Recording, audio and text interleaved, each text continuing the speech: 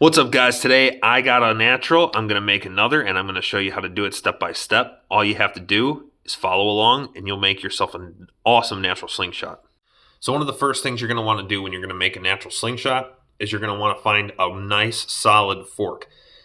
Hardwoods are the best, and you'll know hardwoods are either come from a nut tree or a fruit tree, and typically they're deciduous. Now there's a lot of other options that you can use as well. I'm pretty sure this is a piece of oak, and I'm going to carve this one up. It's a little asymmetrical, but don't worry about that. It'll all get fixed in the process. So I think the old saying is measure twice, cut once. I'm going to draw with a marker where I want to cut, where I want to make my cut lines all along this thing, and then we'll cut them. It's that easy.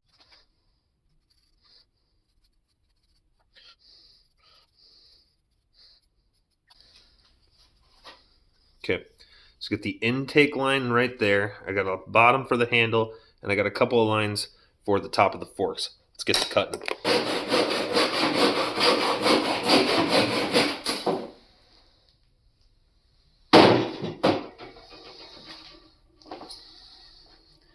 Now I'll use a rasp to take that line inward.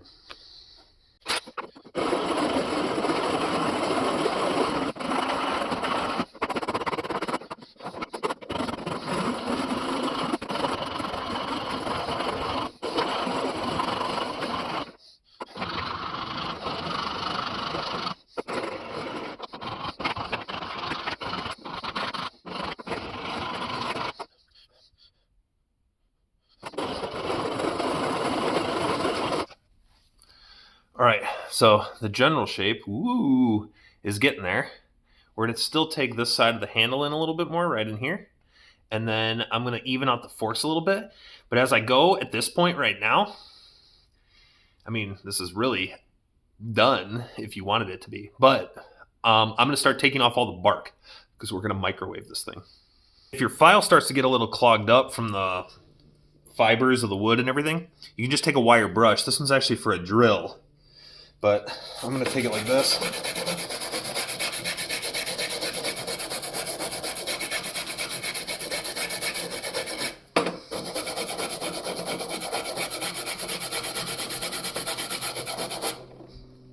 Good as new.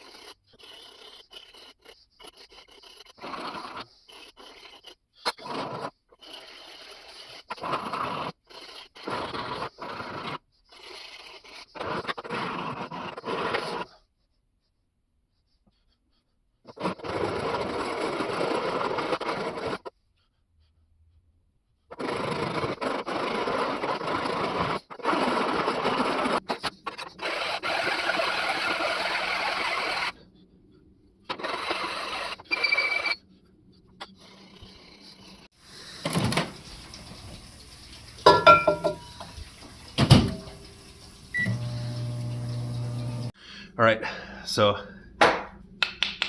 nice and dry. We're gonna go ahead and keep shaping it. I'm gonna go a little lighter on the rasp so that we can get the contours that we like. We want it to look really, really good, but fuzzy. And then we're going to use a a file, if I can remember the word, to get all the fuzzy parts off, and then we'll start the sandpaper process.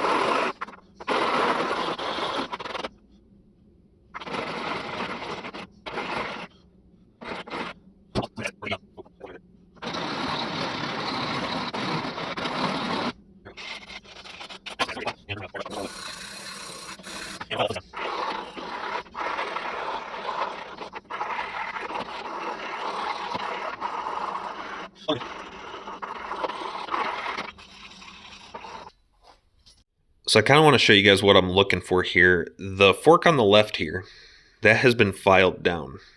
And you can see there's still marks in it and gouges and stuff. That crack will fill with super glue. That's no big deal.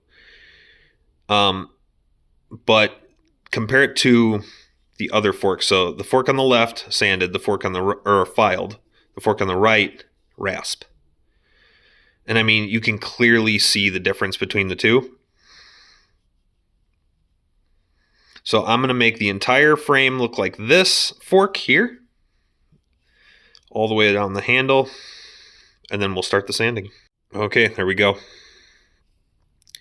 Again, not perfect by any stretch of the imagination, but this is good enough to start in on the sandpaper.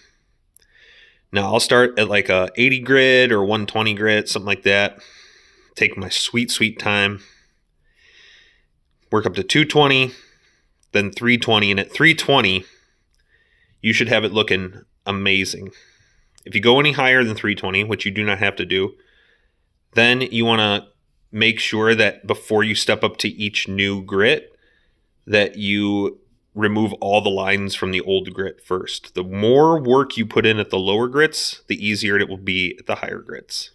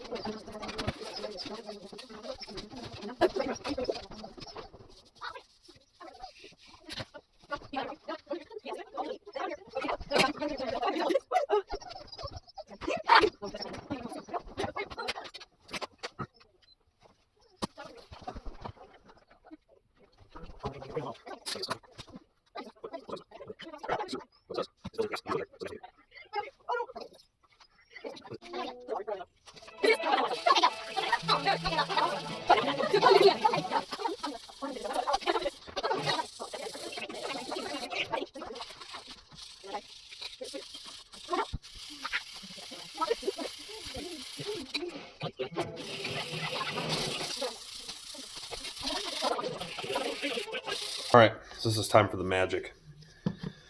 Once you get it sanded down to where you like it, I'm going to coat the whole thing in super glue. I use the medium viscosity stuff.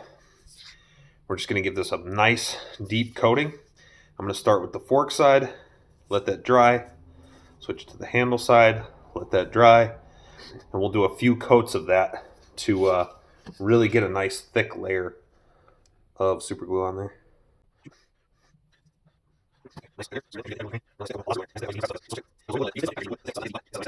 Like that. We're going to let that dry, cure, whatever you want to say. And then we're going to start on the handle side. Okay, so the forks are cured. We got to do the handle now. I'm going to do that for you on camera here, and then I'm going to skip the extra coats and stuff because it's going to be exactly the same thing. You do this, wait till it cures, flip it, do this, wait till it cures, flip it. You're going to need 3-4 coats, and then we're going to sand it back down a little bit.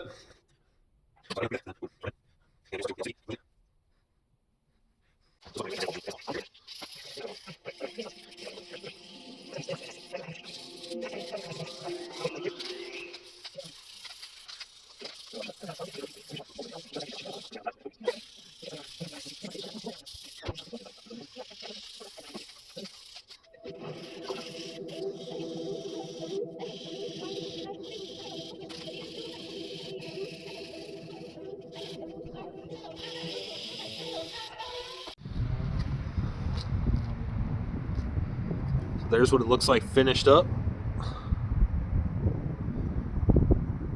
I think I finished it with 320, and I sprayed some polyurethane on it, but I need to do a couple coats because there's some dull spots on there. So we're gonna spray it up more, but I'm gonna shoot it for you here. I got this target right here that's gonna flip down, so when I hit this one, the other one will pop up.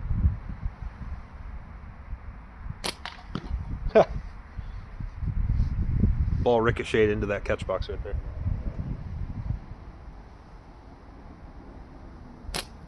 Oh, terrible miss.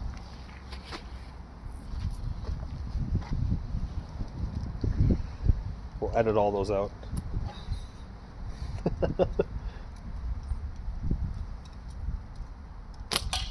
I hit the bar. There it goes.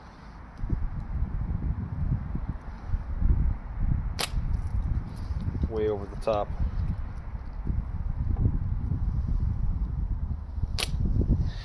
Way over the top. Actually, this one would feel more comfortable, I think, in a right hand hold because of the way that the curve goes upward. I like that a lot more, but obviously you can still shoot. It's not that far off. But I'm going to do a giveaway on this one.